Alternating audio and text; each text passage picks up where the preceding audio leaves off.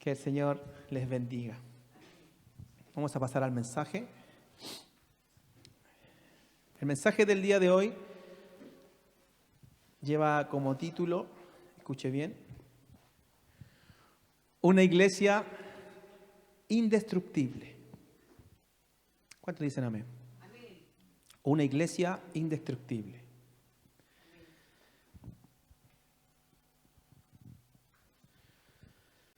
El avance y el crecimiento de la iglesia no ha sido fácil. Para los hombres que vienen experimentando esto desde los inicios, se ha manifestado que hay una fuerza opositora, hay algo que se opone. Hay una gran persecución sobre la iglesia. Y si bien es cierto, esto comenzó desde los inicios de la iglesia, hoy día podemos ver que esto sigue pasando. Y la palabra nos advierte que hay un espíritu que es anticristo, antidios y por lo tanto anti-iglesia. Y la palabra nos advierte que este espíritu ya está operando en el mundo. De forma externa, antiguamente se manifestaba, pero hoy en día, de forma oculta, también ha ingresado a la iglesia, con falsas enseñanzas, como lo señala la Biblia, cuando habla de los falsos maestros. ¿Cuántos tienen su Biblia ahí preparada? Quiero que leamos primera de Juan 4, versículos 2 y 3. Bueno, que usted lo pueda leer, porque yo anoté el versículo, ¿no? No, lo anoté solamente el versículo. Primera de Juan, capítulo 4, versículo 2 y 3. Que alguien que lo va a leer, que lo lea fuerte, por favor.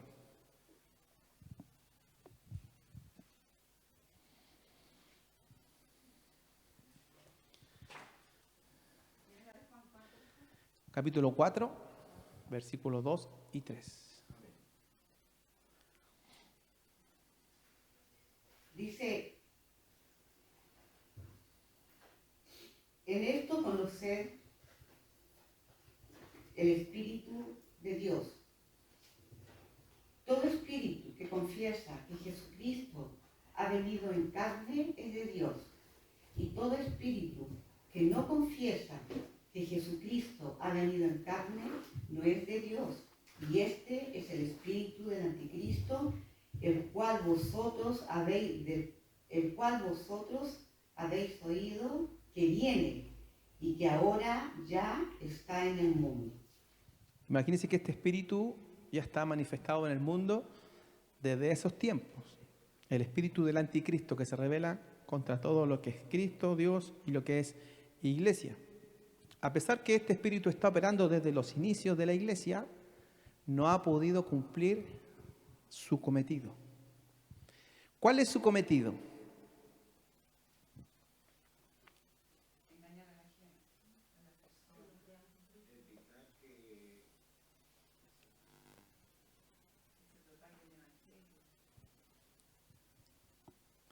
El cometido del espíritu del anticristo es parar, frenar, destruir, eliminar, reducir y minimizar a la iglesia. Ese es el cometido del espíritu del anticristo. ¿Sabe por qué?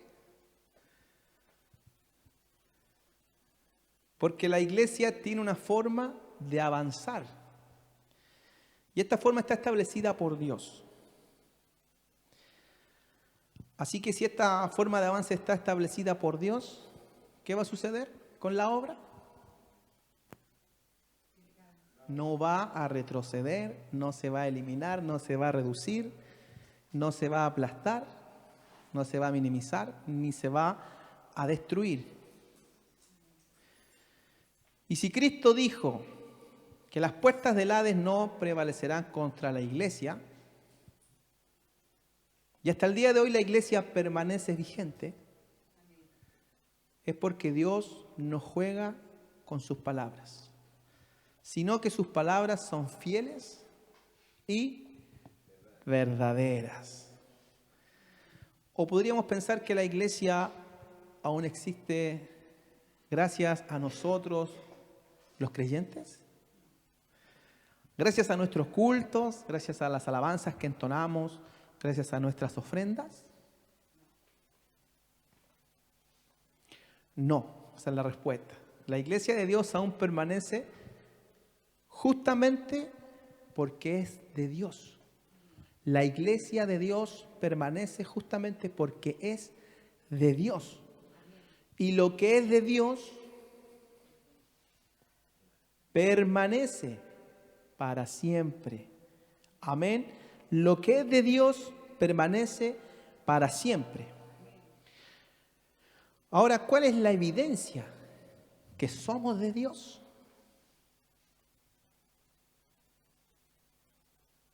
¿Cuál es la evidencia que nos convence a nosotros que permaneceremos para siempre? ¿Cuál es la evidencia que nos muestra a nosotros que somos de Dios? Primera de Juan, capítulo 2, versículo 17. Por favor, alguien que pueda leer.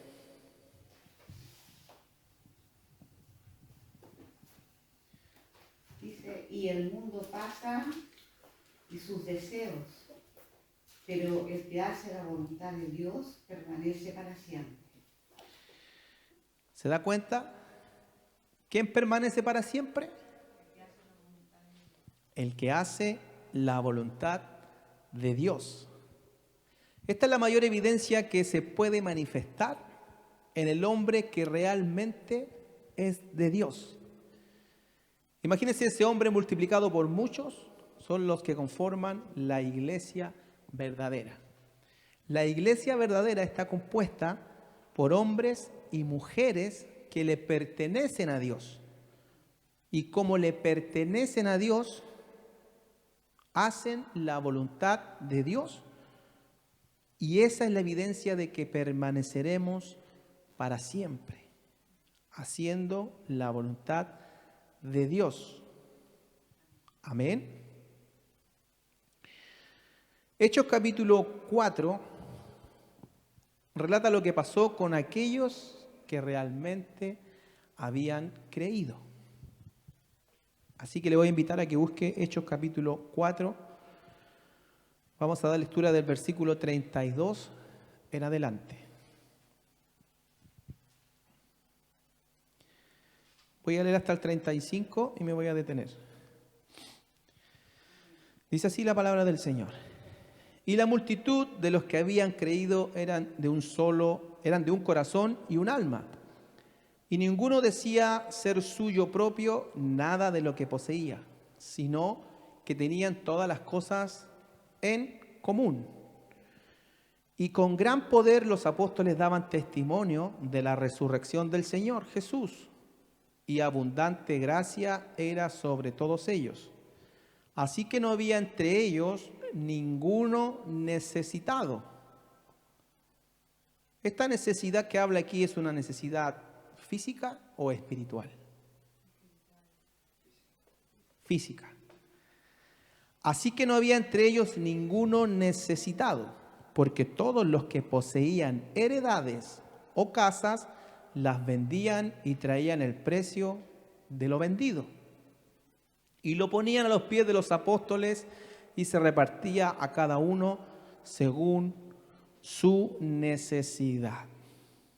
Este es un texto que muchas veces no se comprende bien y a veces muchas veces se interpreta de mala manera y se asocia con lo que la palabra dice en cuanto a dar, a hacer buenas obras, ¿cierto? Al que está necesitado. Pero aquí hay varias cosas que nosotros debemos tomar en cuenta, y sobre todo lo que está ocurriendo dentro de este contexto, ¿cierto? Y vamos a retroceder un poco a la venida del Espíritu Santo. Todos conocen lo que pasó en Hechos capítulo 2, ¿cierto? Que vino el Espíritu Santo, y los que estaban ahí, algunos se burlaban de por qué ellos estaban hablando así, y aquí encontramos el primer discurso de Pedro. Y dice la palabra que allí habían muchas personas que su lugar de habitación no era Jerusalén. Había muchas personas que eran extranjeros. Quiero que podamos concentrarnos en ese contexto. Había muchas personas que no eran de Jerusalén, había muchos extranjeros que habían venido de todas partes a adorar al templo. Y quiero que alguien pueda leer ahí Hechos capítulo 2, del 7 al 11.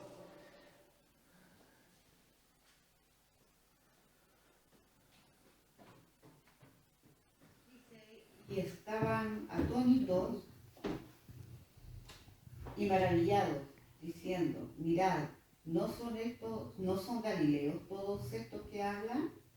¿Cómo pues les oímos nosotros hablar cada uno en nuestra lengua en la que hemos nacido? ¿Sigo? Sí. ¿Ya? Partos, medos, elamitas, y los que habitamos en Mesopotamia, en Judea, en Capadocia, en el Ponto y en Asia, en Frigia y Panfilia, en Egipto y en las regiones de África, más allá de Cirene, y romanos que aquí residentes, tanto judíos, prosélitos, cretenses y árabes. Les oímos hablar en nuestras lenguas, las maravillas de Dios. Hasta el 11. ¿Ahí estamos hasta el 11? Ya. No sé si usted contó, habían personas de 15 lugares diferentes que no eran de Jerusalén. Habló hasta de los romanos de África, ¿cierto? De 15 lugares diferentes habían visitado Jerusalén para poder ir a adorar.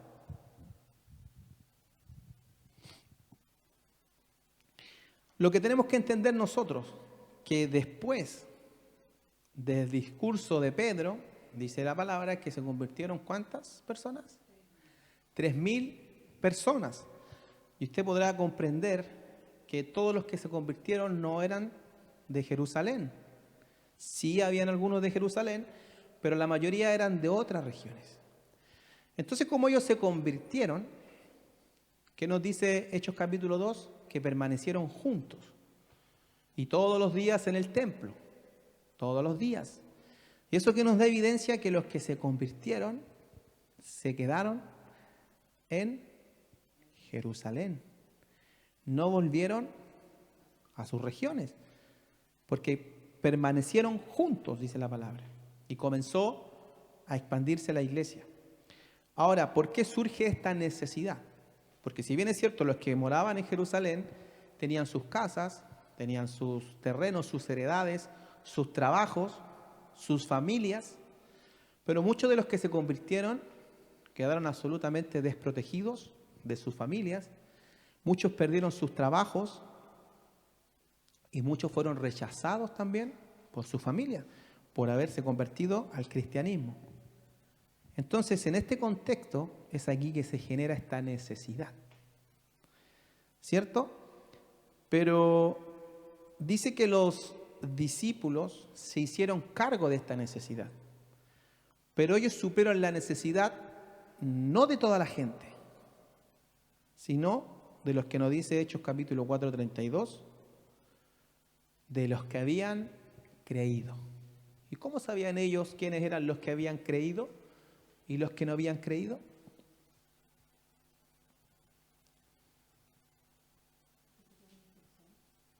¿Y qué más hicieron?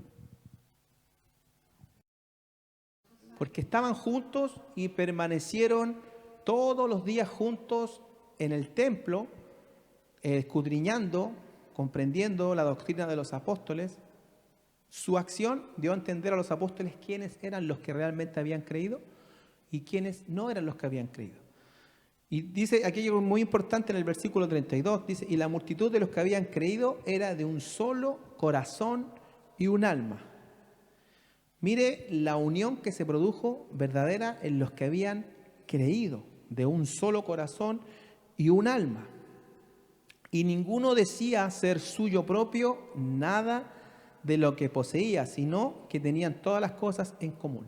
Esto no quiere decir que solamente los que abundaban en dinero, solamente los que abundaban en propiedades, tenían que decir que lo de ellos era en común para todos. Porque si bien es cierto, los que se habían quedado, quizás habían perdido sus trabajos, quizás habían sido rechazados por su familia, pero de lo poco que ellos tenían, también en su corazón declararon que era de común para todos. Y ahí se ve que teniendo mucho o teniendo poco, todos podemos compartir y bendecir a aquel que lo necesita. Amén. Y esto que ellos declaraban que nada de lo que tenían era suyo y que tenían todas las cosas en común, no fue algo impuesto por los apóstoles, sino que fue algo que les nació. ¿Por qué? Por la unión que hubo en su corazón y por la unión que había en su alma. Nació una preocupación de ellos por aquellos que habían perdido sus hogares, sus trabajos, que habían sido rechazados por sus familias, no por aquellos que quieren que se les ayude porque no quieren trabajar. No es ese el contexto que estamos viendo acá. Se produjo una necesidad por el hecho de que ellos creyeron en Jesús, aceptaron a Cristo y se decidieron a seguirle y a permanecer juntos. Ese es el contexto de por qué la iglesia tomó la decisión de suplir sus necesidades. Amén. Y es importante que lo podamos entender. Y volvemos acá. Bueno, la posesión para los judíos, para ellos era algo muy, muy importante. Porque tener una posesión en Jerusalén era una cosa. Pero para ellos el tener una posesión en la tierra prometida, para ellos era algo más de peso. No era solamente el pedazo de tierra, sino que para ellos era la tierra prometida. Pero como el corazón de ellos se unió de tal forma, ellos pudieron comprender que el tener a Jesús, el tener a Cristo, el poder ser parte de la iglesia, tenía mucho más valor que cualquier cosa que ellos pudieran tener aquí en el mundo. Ahora, se dice de este tiempo que la iglesia fue reconocida como la primera comunidad o de donde nace el comunismo. Hay algunos que dicen que esta comunidad fue donde nació el comunismo, pero como se habla de comunidad, y la palabra es muy similar a comunismo, se piensa que esta fue la primera sociedad o el primer grupo de gente donde se estableció el comunismo. Pero esto no es así, porque nosotros sabemos bien qué nos dice el comunismo. El comunismo nos dice, lo tuyo es mío, así que dámelo para repartirlo. Esa es la mentalidad del comunismo. Lo tuyo es mío, así que dámelo para repartirlo entre comillas.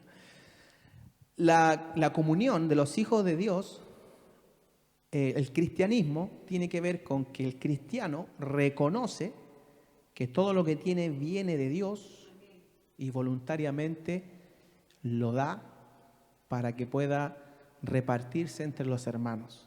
¿Se da cuenta que es algo diferente? Aquí en ninguna parte dice que los apóstoles le impusieron a la gente que vendiera sus heredades y trajera el dinero. Dice que ellos lo hacían de forma, no dice voluntaria, pero se nota que fue por la necesidad que se estaba gestando. El versículo 36 dice, entonces José, a quien los apóstoles pusieron por nombre Bernabé, que traducido es hijo de consolación, levita, natural de Chipre, como tenía una heredad, la vendió y trajo el precio y lo puso a los pies de los apóstoles. Vamos a Hechos capítulo 5, versículo 1.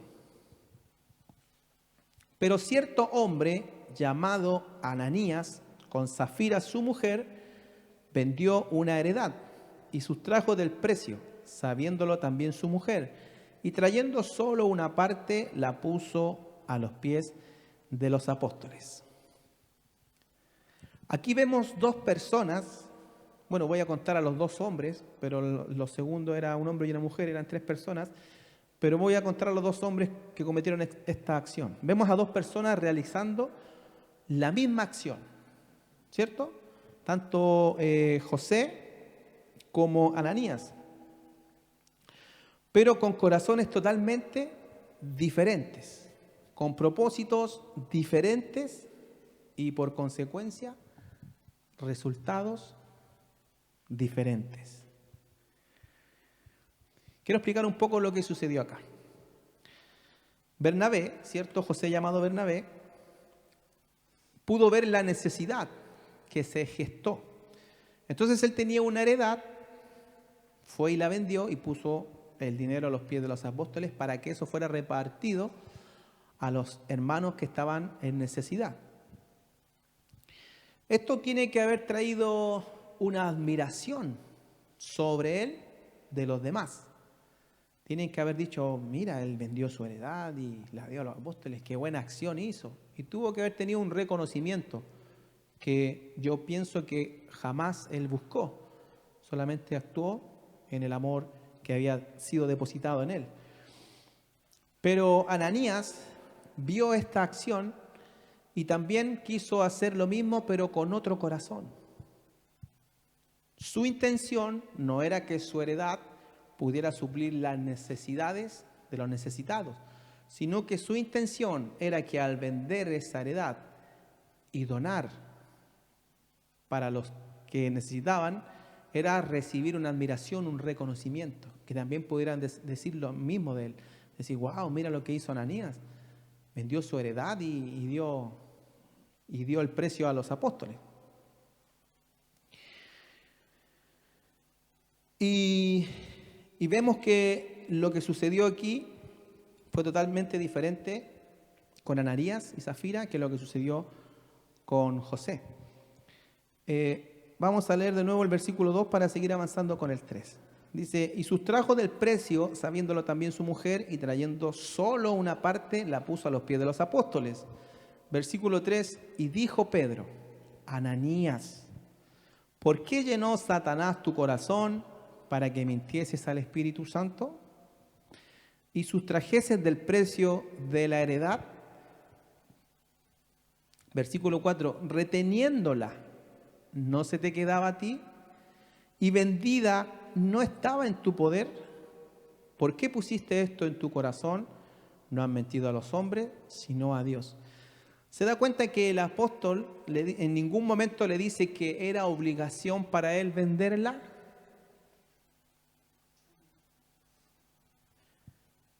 Dice,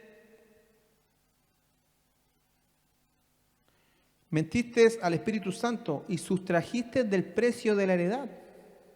Reteniéndola, ¿no se te quedaba a ti? O sea, si tú querías venderla y querías retenerla, estabas en todo tu derecho porque es tu heredad. Después dice, y vendida, ¿no estaba en tu poder? O sea, si tú hubieses vendido esta heredad y no querías darla, era cosa tuya porque es tu heredad. Tú la vendiste, era tu dinero. ¿Por qué pusiste esto en tu corazón? No has mentido a los hombres, sino a Dios. Ananías vio la admiración que se produjo sobre Bernabé, la admiración que le dio un reconocimiento, ¿cierto? Ananías, antes de vender su heredad, se manifestó en él otra motivación. Ahora, sabemos que la mentira no es buena. Pero aquí lo que hizo Ananías, su motivación principal fue más profunda que una mentira. Sino que él a través de la mentira se manifestó lo que él realmente sentía en su corazón. Si él realmente hubiese querido vender la heredad, ni siquiera tenía que entregar todo el dinero. Él podría haber dicho, la vendí en tanto, pero yo quiero entregar la mitad.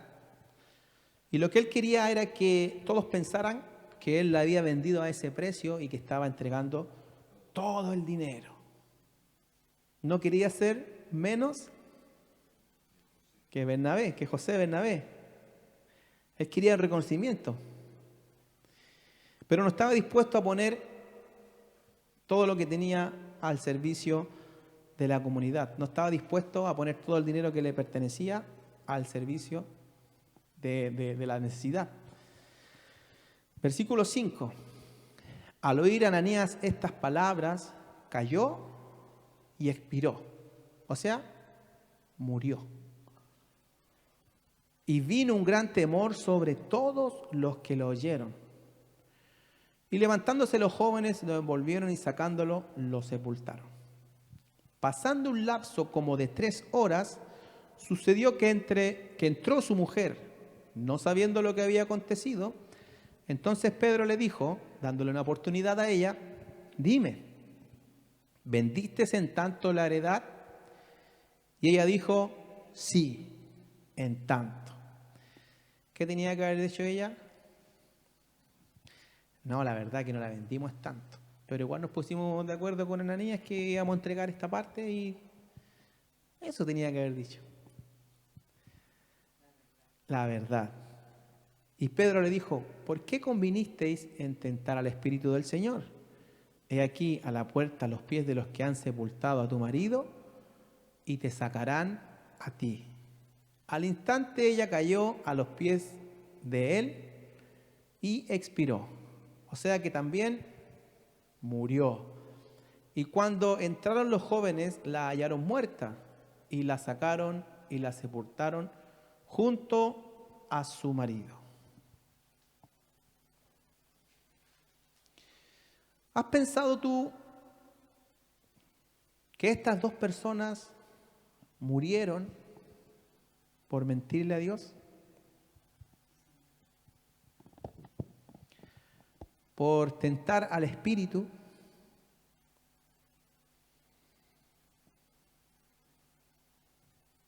Dice la palabra que murieron.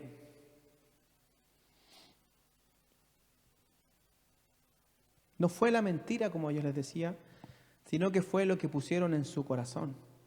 Fue el amor al dinero más fuerte que el amor a Dios. Todos los que estaban en común, lo que dice al principio del 34, ¿cierto? Que eran de un solo corazón y una sola alma. Cuando ellos se convirtieron al Señor, ellos pudieron lograr lo valioso y el tesoro que significaba tener a Cristo. Y ese tesoro hizo que todos los tesoros de este mundo para ellos no valieran nada.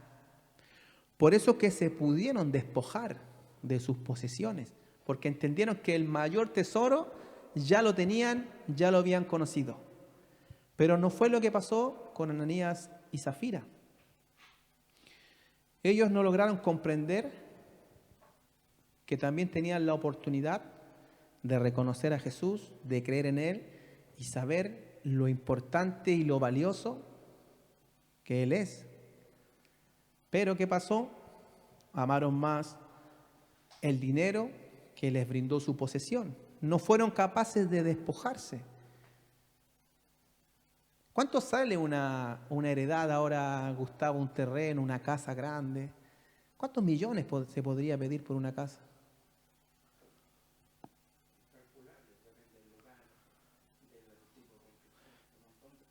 Imaginémonos que en ese tiempo las casas no eran pequeñas, eran casas grandes, ¿cierto? Así que me imagino yo que tienen que haber costado sus buenos palitos, como diríamos ahora, ¿cierto? Entonces el amor que ellos le tenían al dinero no les permitió ver el tesoro que tenían la posibilidad de recibir. Y la palabra, ¿qué nos dice? Que no se puede servir a 2 señores, porque amarás a uno y aborrecerás al otro. No puedes servir a Dios y a las riquezas. Mateo 6:24. Y eso fue lo que le sucedió a Ananías y Zafira. Quedaron en medio. No pudieron tomar la decisión de si servir a las riquezas o si servir a Dios. como no hay término medio en Dios, ¿cierto? Prefirieron servir a las riquezas y murieron. Pero la pregunta es, ¿por qué Dios los mató?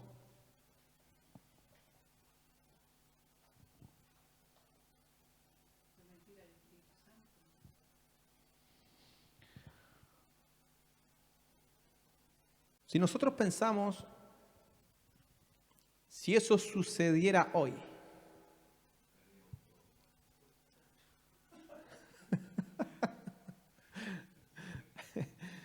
si eso sucediera hoy, lo veríamos como algo grave. Pero yo creo que en ese tiempo también fue algo grave. O sea, no era normal que la gente entrara a la iglesia, mintiera y se muriera. ¿Por qué Dios hizo un juicio de inmediato?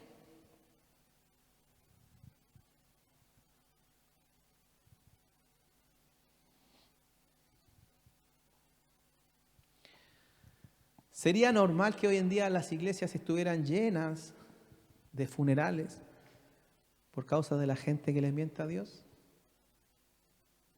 ¿Usted se imagina la iglesia llena de funerales porque la gente le miente a Dios? No nos imaginamos eso. ¿Qué diríamos nosotros? Lo que se dice muchas veces es que estamos viviendo en la gracia.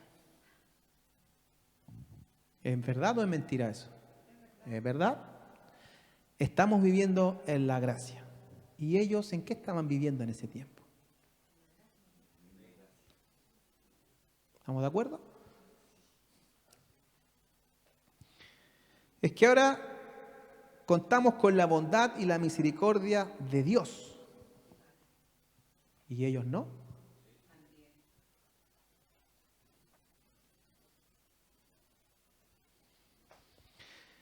No es que ahora, abogado justo, tenemos ante el Padre a Jesús. ¿Y ellos no?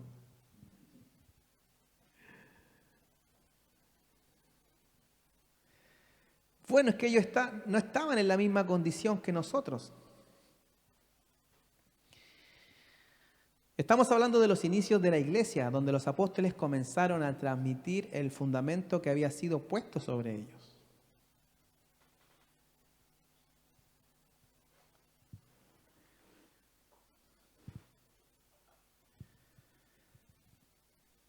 Si le preguntáramos a Dios, sin conocer este caso, ¿qué le preguntaríamos a Dios? ¿Qué vas a hacer, Dios, con este par de mentirosos? Si esto pasara en este tiempo y tuviéramos que ver qué es lo que haría Dios, ¿qué le preguntaríamos? Dios, ¿qué vas a hacer con este par de mentirosos? ¿Tenemos jurisprudencia? Si en este tiempo no conociéramos este caso y tuviéramos que preguntarle a Dios, ¿qué harías con este par de mentirosos? ¿Tenemos jurisprudencia?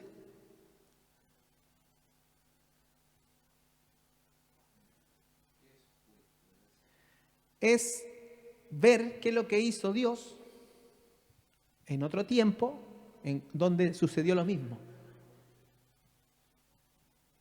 No es que no exista la historia, sino que nosotros no la conociéramos.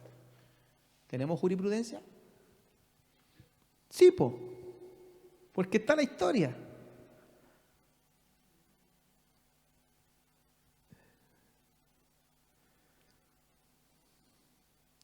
Porque está escrito lo que le pasó a Ananías y Zafira por mentirle a Dios. ¿Y por qué no está sucediendo esto?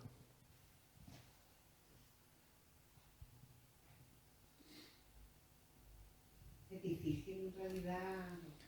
Yo me he preguntado en algunas oportunidades acerca de este pasaje bíblico y me pregunto lo mismo que el Señor nos está preguntando ahora. Yo creo que al no conocer bien la palabra se cometen muchos errores. ¿No será que Dios lo ocupó de ejemplo?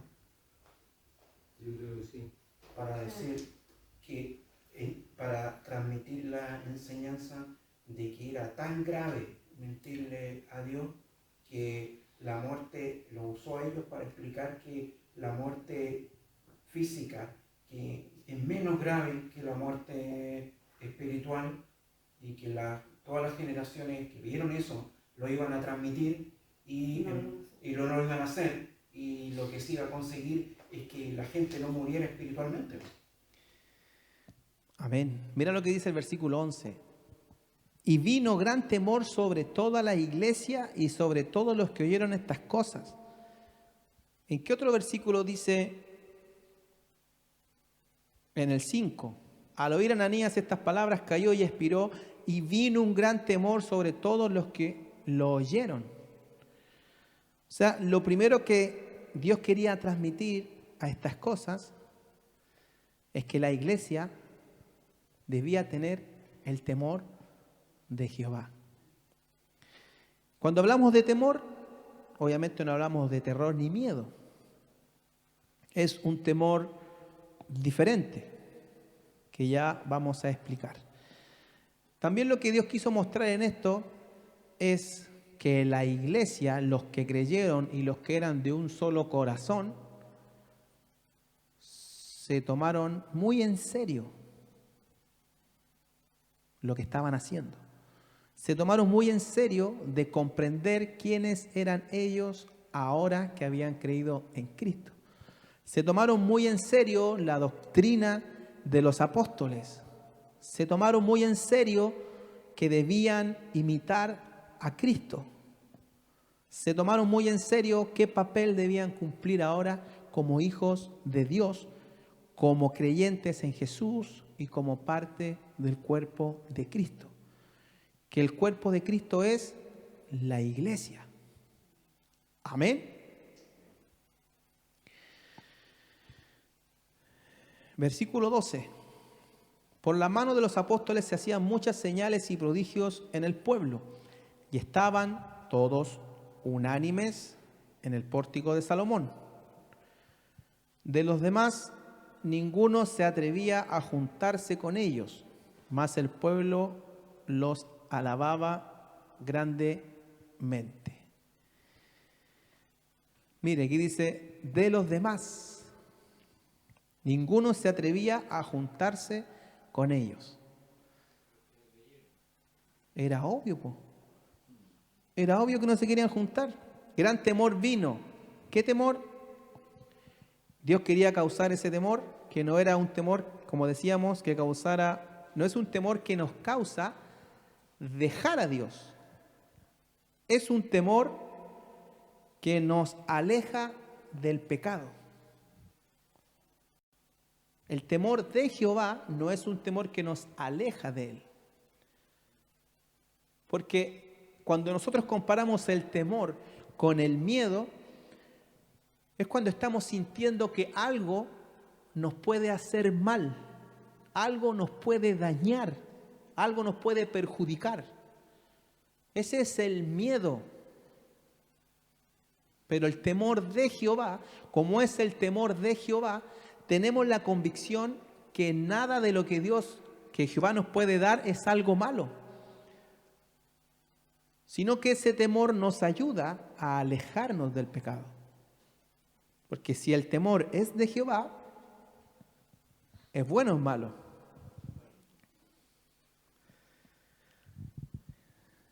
Este temor nos quería alejar del pecado, del peligro, de la desgracia, que es caer en las manos del que gobierna este mundo. El temor de Jehová nos aleja de caer en las manos del que gobierna este mundo. Dígame si no es así. Cómo hoy en día vemos que los jóvenes se están desgraciando la vida por no tener el temor de Dios. Sin sabiduría, sin entendimiento, muy baja capacidad de raciocinio. Y Proverbios 1:7 es lo que acabamos de decir. El principio de la sabiduría es el temor de Jehová. Escucha lo que dice más. El versículo no termina ahí. Dice, los insensatos desprecian la sabiduría y la enseñanza. Los insensatos desprecian la sabiduría y la enseñanza. ¿Qué más sucedió en esta historia? Dice el versículo que los demás no se atrevían a juntarse con ellos. Justamente como decía usted, estos eran los que no habían creído.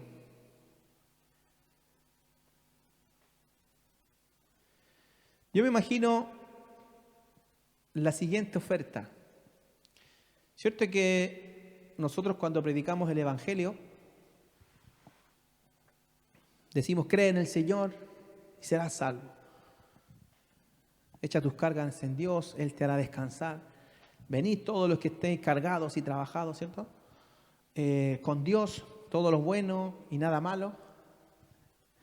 Y yo me imagino usando mi imaginación, que la oferta de ese tiempo tiene que haber sido la siguiente.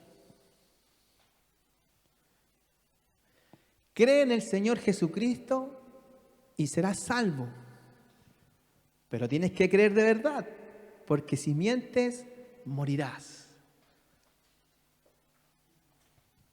¿Usted cree que alguien se iba a querer acercar con esa propaganda?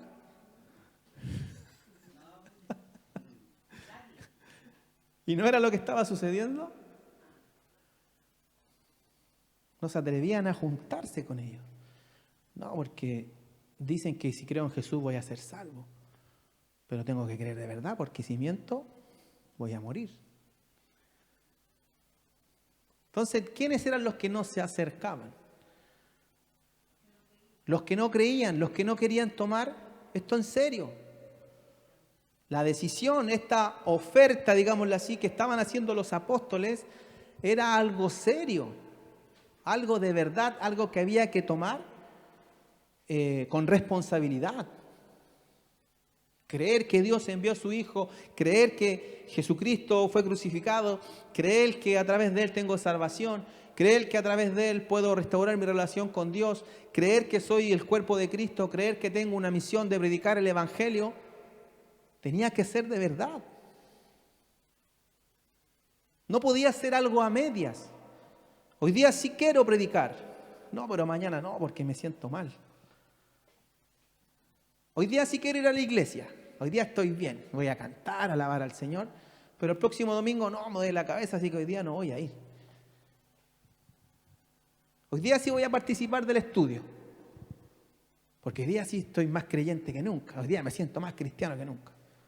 No, pero hoy día no voy a participar porque estoy cansado, hice todas estas cosas y no, hoy día no. ¿No nos sentimos irrespetuosos con Dios con esa actitud? ¿Se imagina que Jesucristo el día que tuvo que ser crucificado hubiese amanecido hubiese levantado con el pie izquierdo? Ya, vamos a buscar a Jesús que va a ser crucificado. No, he dicho, ¿sabéis qué? No se te olvide que yo soy el Hijo de Dios y hoy día amanecí atravesado. Así que mejor váyanse porque no los voy a pedir una legión de ángeles y los va a matar a todos. Porque hoy día amanecí atravesado. No quiero morir por la humanidad hoy día. ¿Se imagina? Ahí quedamos, sin salvación.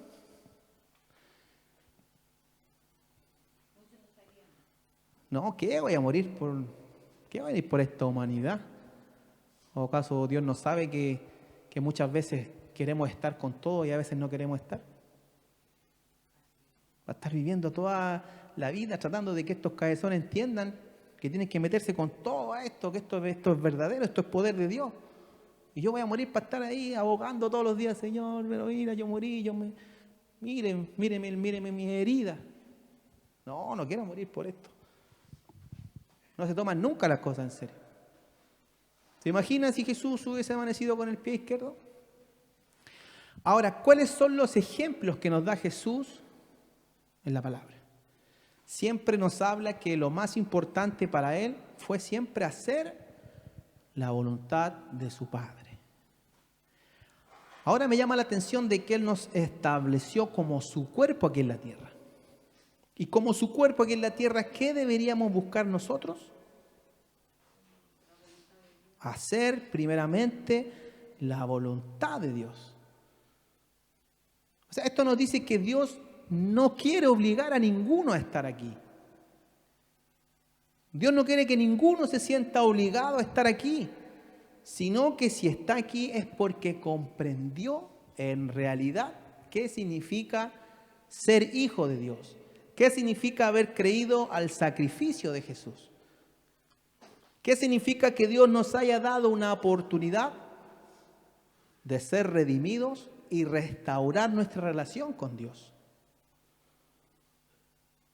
Si Cristo no es lo más importante para nosotros hasta el día de hoy, siempre vamos a estar mirando las cosas que el mundo sigue disfrutando. Hoy, pero mira, disfrutan esto y mira para allá, hoy cómo lo disfrutan. Asaf no cometió el error. Señor, ¿hasta cuándo prospera el injusto? ¿Hasta cuándo veo que disfrutan de las cosas malas que hacen? Oye, pero Dios le dijo, Asaf, pero tú no has entendido nada entonces. Tú sabes que toda obra mala y todo lo que está en contra mía tiene un tiempo, una fecha de término. Va a llegar un momento que eso se va a acabar y hasta ahí nomás van a llegar. Pero los que se deleitan en mí van a disfrutar de una eternidad conmigo. ¿Tú quieres gozar 60, 70 años junto con el mundo y sus deleites? Hazlo.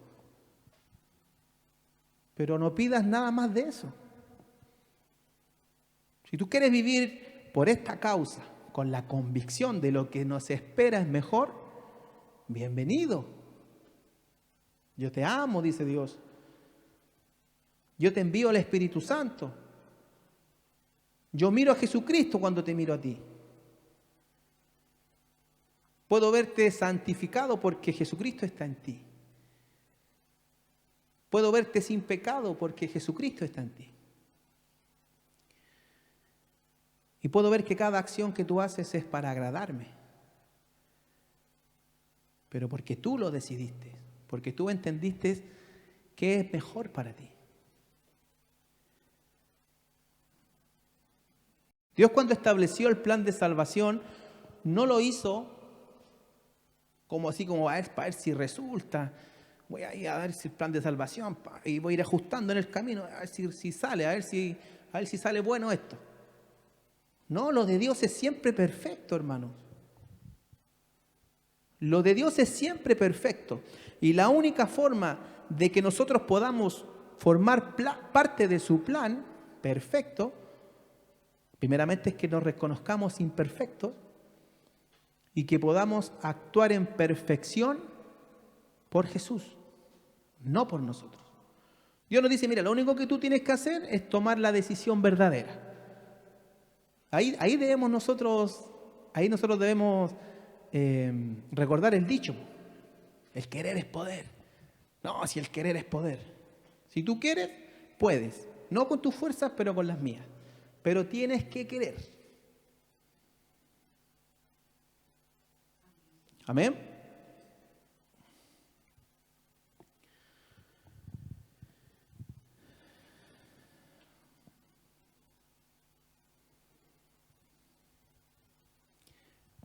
Versículo 14. A pesar de que los demás no se atrevían a juntarse con ellos, mire lo que dice el 14. Y los que creían, ¿se da cuenta la diferencia que hace? Los demás no querían juntarse con ellos. Y los que creían en el Señor aumentaban más. Gran número así de hombres como de mujeres. A pesar de lo que estaba sucediendo, a pesar que los mentirosos estaban muriendo, los que realmente creían aumentaban más y más. Y la iglesia crecía y crecía. Versículo 15, voy a leer un poquito hasta el 19, me voy a detener. 15. Tanto que sacaban a los enfermos a las calles y los ponían en camas y lechos para que al pasar Pedro, a lo menos su sombra cayese sobre alguno de ellos. 16. Y aún de las ciudades vecinas muchos venían a Jerusalén trayendo enfermos y atormentados de espíritus inmundos, y todos eran sanados. Entonces, levantándose el sumo sacerdote y todos los que estaban con él, esto es la secta de los saduceos, se llenaron de celos y echaron mano a los apóstoles y los pusieron en la cárcel pública. 19.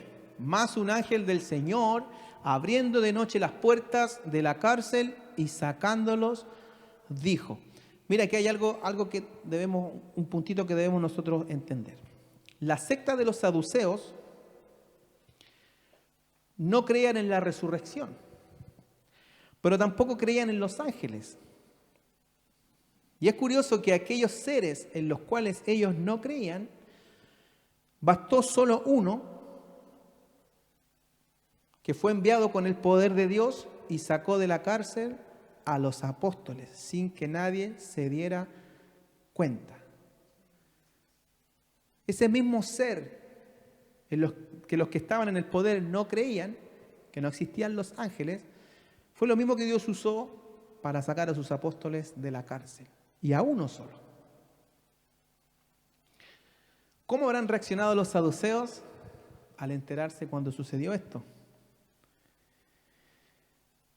¿Logramos ver el poder de Dios en esta escena? Amén. Porque luego la palabra declara que cuando lo fueron a buscar, estaba todo tal como ellos lo habían dejado. La cárcel estaba cerrada, los guardas estaban en pie donde tenían que estar, con la única diferencia que los que tenían que estar adentro de la celda ya no estaban. ¿Cómo salieron? Usted sabe que las puertas de las cárceles son reconocidas por el ruido que hacen cuando se abren, ¿cierto? Pero dice que la cárcel estaba cerrada con toda seguridad. ¿Cómo lo sacó el Señor? Mira qué maravilloso, qué poder en esta escena. Más un ángel del Señor, abriendo de noche las puertas de la cárcel y sacándolos, dijo: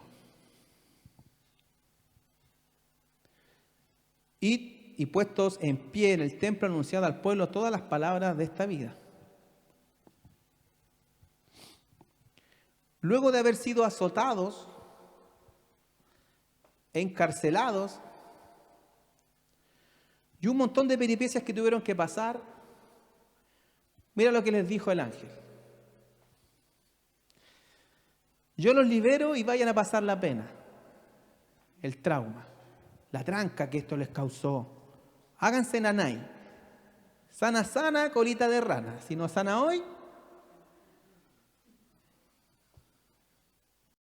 eso no fue lo que el ángel les dijo. Venían recién de pasar todas esas peripecias, como le decía, y el ángel fue claro en la orden. Id y puestos en pie en el templo, anunciad al pueblo todas las palabras de esta vida.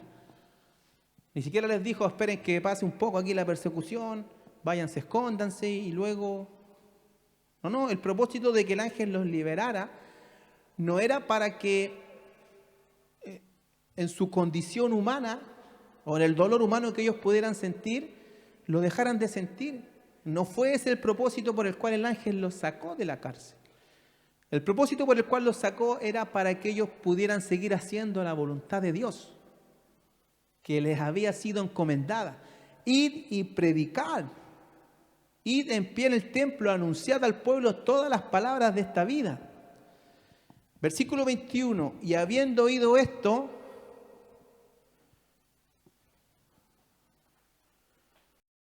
les dijeron: déjame ir a ponerme un parchecito, ¿a qué le haría? Déjame ir a dormir un ratito, porque estoy cansado con estos azotes. Y habiendo oído, entraron de mañana en el templo y enseñaban. Entre tanto, vinieron el sumo sacerdote y los que estaban con él, y convocaron al concilio y a todos los ancianos de los hijos de Israel, y enviaron a la cárcel para que fuesen traídos. O sea, hasta ese momento ellos no se habían enterado que el ángel ya los había sacado y ellos ya estaban en el templo nuevamente predicando. Ellos pensaban que estaban encarcelados. Pero cuando llegaron los alguaciles, no los hallaron en la cárcel. Entonces volvieron y dieron aviso, diciendo: por cierto, la cárcel hemos hallado cerrada con toda seguridad, y los guardas afuera de pie ante las puertas. Mas cuando abrimos, a nadie hallamos dentro. Esta no es la misma escena cuando Pablo y Silas son liberados, que dice que las puertas de las cárceles se abrieron. Esa es otra escena. Aquí dice que en esta escena estaba todo tal cual. ¿Cómo el ángel los sacó de la prisión?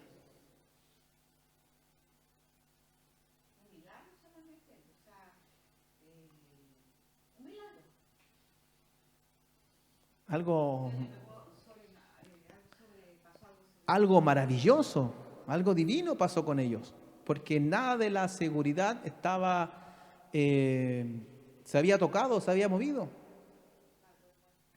No fue como en el otro episodio donde las puertas se abrieron, ¿cierto? Y salieron, el carcelero entró en un profundo sueño. Eso fue otra escena. Pero en esta escena dice que estaba todo tal cual. Lo único que no estaban los presos dentro de la celda. La cárcel hemos hallado cerrada con toda seguridad, y los guardas afuera de pie ante las puertas. Mas cuando abrimos, o sea, estaba cerrado. No dice y encontramos abierto. Dice, mas cuando abrimos, a nadie hallamos dentro. Cuando oyeron estas palabras, el sumo sacerdote y el jefe de la guardia del templo y los principales sacerdotes dudaban en qué vendría a parar aquello. Quedaron impactados de lo que estaban viviendo, de lo que había sucedido. Versículo 25. Pero viniendo uno, les dio esta noticia: he aquí, los varones que pusisteis en la cárcel están en el templo y enseñan al pueblo. Entonces fue el jefe de la guardia con los alguaciles y los trajo sin violencia, porque temían ser apedreados por el pueblo. Mira qué irónica esta escena. La máxima autoridad de ese tiempo ahora se acercaban a los apóstoles y les dijeron: por favor, ¿podrían acompañarnos? ¿Podrían venir un momentico con nosotros? ¿Sí? Porque aquí dice que sin violencia.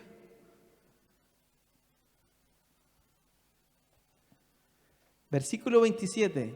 Cuando los trajeron, los presentaron en el concilio y el sumo sacerdote les preguntó, diciendo: ¿no os mandamos estrictamente que no enseñaseis en ese nombre? Y ahora habéis llenado a Jerusalén de vuestra doctrina y queréis echar sobre nosotros la sangre de ese hombre. Estos eran el sumo sacerdote, la secta de los saduceos, el jefe de la guardia del templo y todos sus secuaces. Y mira que ellos eran los mismos que incentivaron y pidieron juntos con los judíos que soltaran a Barrabás y crucificaran a Jesús. ¿Por qué es importante esto? ¿Alguien que lea Mateo 27, del 22 al 25?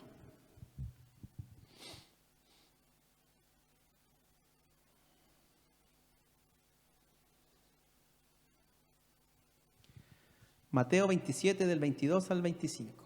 ¿Quién la tiene? Amén, léalo. Pilato les dijo: ¿qué pues haréis de Jesús llamado Cristo? Todos le dijeron: sea crucificado. Y el gobernador les dijo: pues, ¿qué mal ha hecho? Pero ellos gritaban aún más diciendo, sea crucificado. Viendo Pilato que nada adelantaba, sino que se hacía más alboroto, tomó agua y se lavó las manos delante del pueblo, diciendo, inocente soy yo de la sangre de este justo, allá vosotros. Y respondiendo todo el pueblo dijo, su sangre sea sobre nosotros y sobre nuestros hijos. ¿Qué dijeron? Su sangre sea sobre nosotros y sobre nuestros hijos.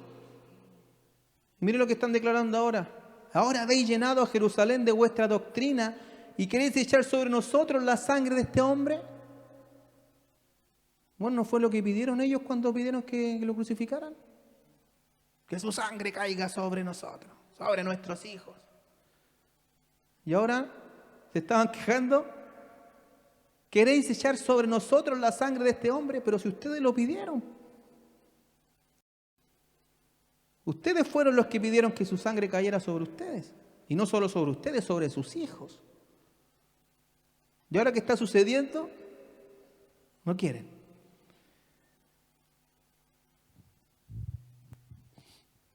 Versículo 29. Respondiendo Pedro y los apóstoles dijeron, ¿es necesario obedecer a Dios antes que a los hombres? Les dijimos que no predicaran, que no hablaran en este nombre y ustedes no hicieron caso. ¿Por qué? Porque Pedro dijo, bueno, es que es necesario obedecer primero a Dios antes que a los hombres. Los apóstoles sabían lo que representaban aquí en la tierra. Sabían que eran el cuerpo de Cristo y sabían lo que tenían que hacer. No temían lo que el hombre podría hacerles, solo querían cumplir la voluntad de Dios sobre la iglesia, como iglesia. Versículo 30. Y luego les dice, el Dios de vuestros padres levantó a Jesús, a quien vosotros matasteis, colgándole en un madero. ¿Por qué no les dice crucificándolo en un madero y le dice colgándole en un madero?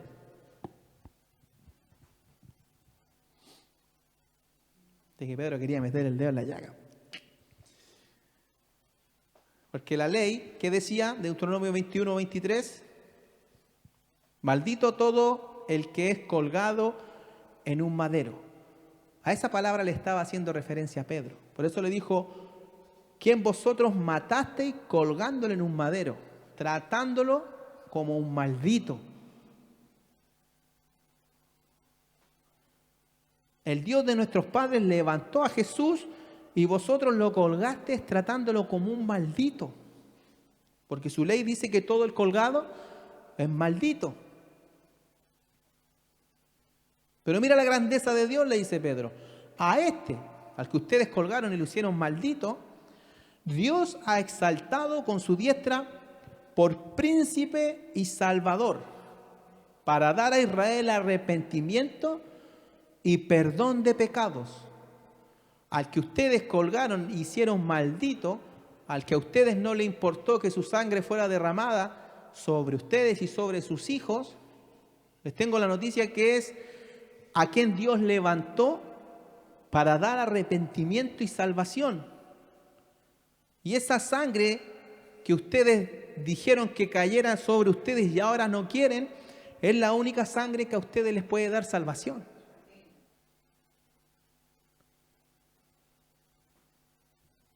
Versículo 32, y nosotros somos testigos suyos de estas cosas y también el Espíritu Santo, el cual ha dado Dios, ¿a quién?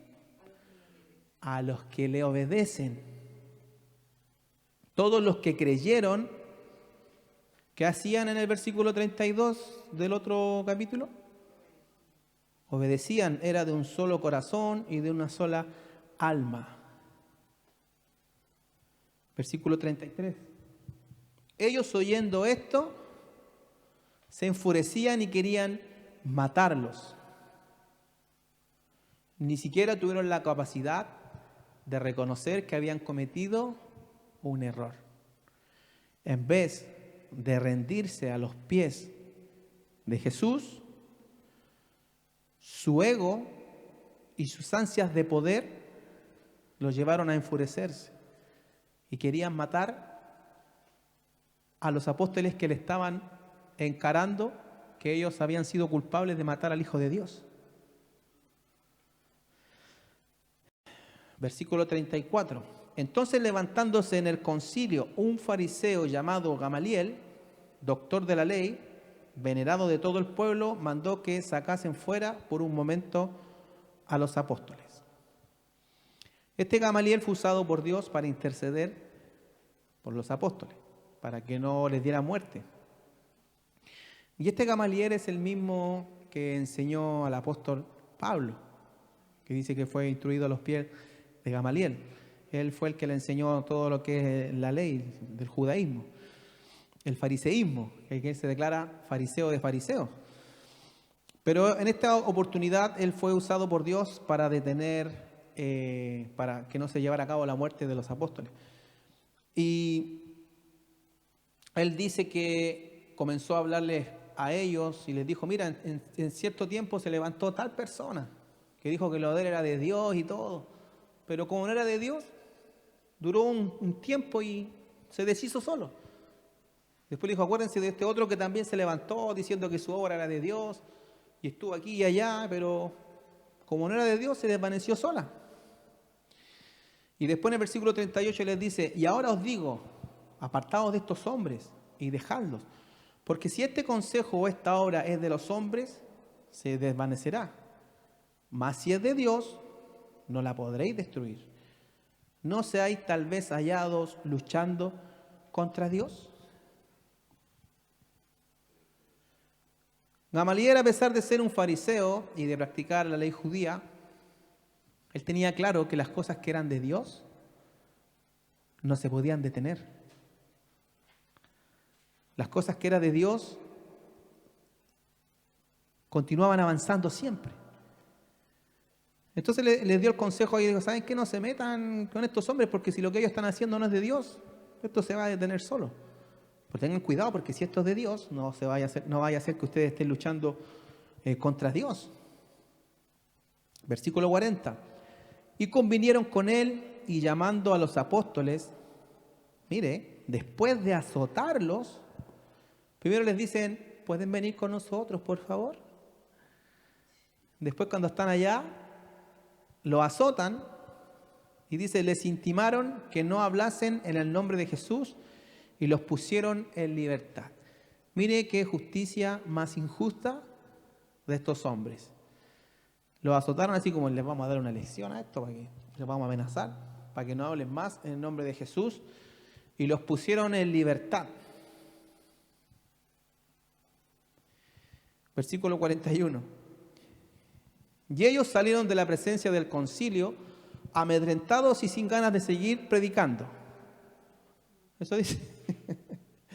Y ellos salieron de la presencia del concilio, sobándose los azotes y diciendo que nunca más iban a hablar en el nombre de Jesús. Ellos salieron de la presencia del concilio gozosos de haber sido tenidos por dignos de padecer afrenta por causa del nombre. Después de haber sido azotados, haber sido encerrados, haber pasado hambre, de estar en peligro de muerte, después que los volvieran a azotar, seguían gozosos.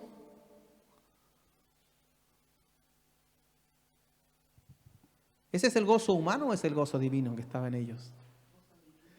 Es el gozo de Dios. Y no solo conforme con eso, ni siquiera después dijeron, ¿saben qué?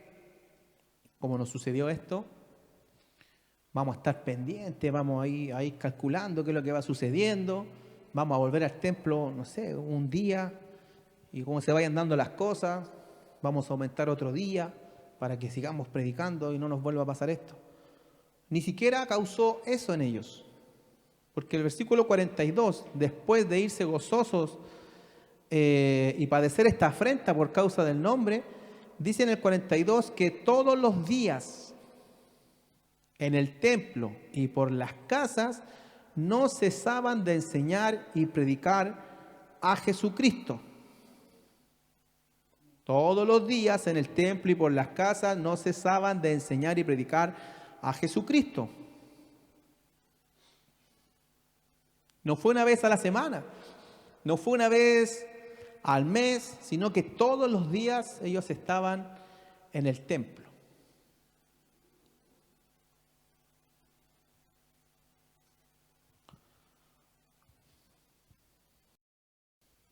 ¿Cuál es el templo hoy?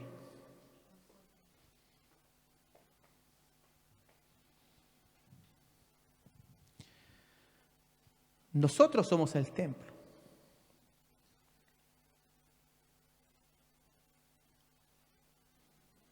No quiere decir que tenemos que estar todos los días en un lugar, sino que lo que nosotros entendemos, o hasta ahora hemos entendido que así hacemos acá, tenemos que hacerlo siempre, no solo acá.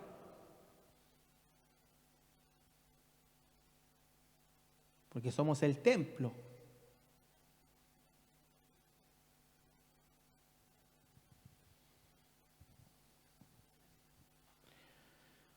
¿Y quiénes somos nosotros aquí en la tierra?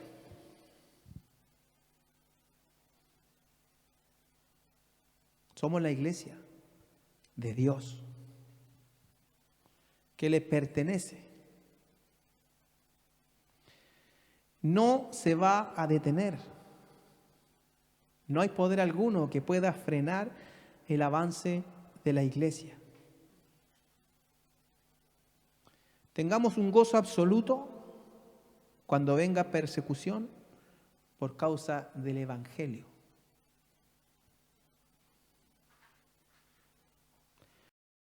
Por causa de cumplir nuestra misión de predicar las buenas nuevas de salvación.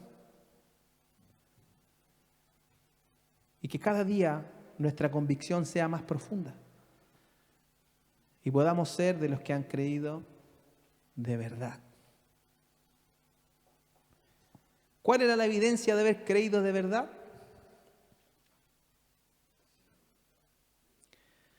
Obedecer la palabra de Dios.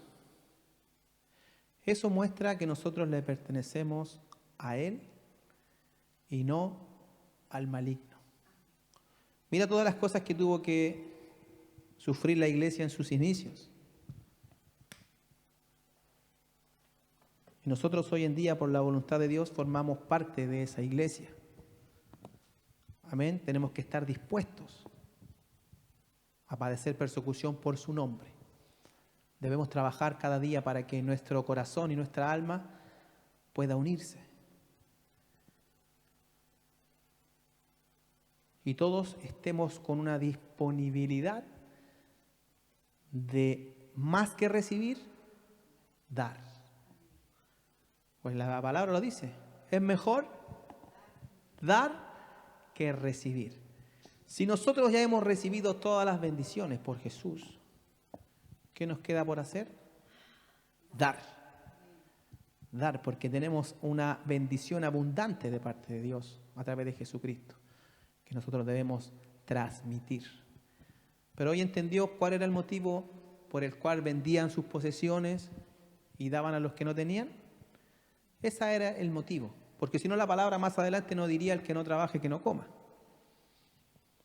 Se contradiciría.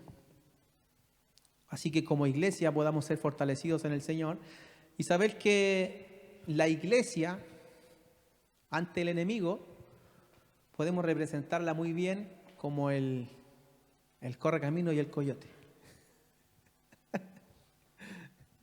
Yo todavía no veo el capítulo que el coyote atrapa al correcamino. Todavía no veo el capítulo en donde lo detenga. Va a venir el enemigo, se va a querer levantar. Pero Jesucristo estableció que las puertas del Hades no prevalecerán contra la iglesia. Amén.